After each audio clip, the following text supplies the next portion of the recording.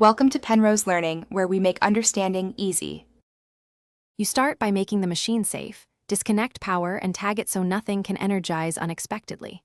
Next, check hydraulic fluid level and quick visual lines for leaks because pressure loss is a common cause. Look at the wedge and cradle. Any bend or jam will change how the cylinder loads.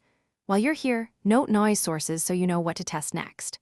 Once done, gather basic tools: wrenches, a multimeter, hydraulic oil, and rags so you can move straight into diagnosis. You now split diagnosis between electrical and hydraulic systems. Start electrically. Test the power at the motor, then probe the control switch and any interlocks for continuity because intermittent faults hide here. If the motor hums but won't run, inspect brushes, commutator, and contactor. Replace worn components. Then move to hydraulics. Relieve pressure, run the pump briefly, and measure output pressure to confirm it meets specs. Make sure hoses and fittings are tight.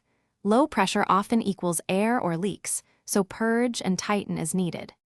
You complete repairs by replacing failed electrical parts or hydraulic seals, then refill and bleed the system carefully.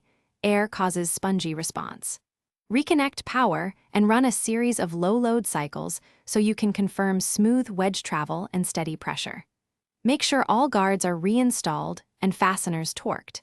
If the splitter still behaves poorly, one key troubleshooting tip: isolate the control circuit and test each safety interlock and wiring harness.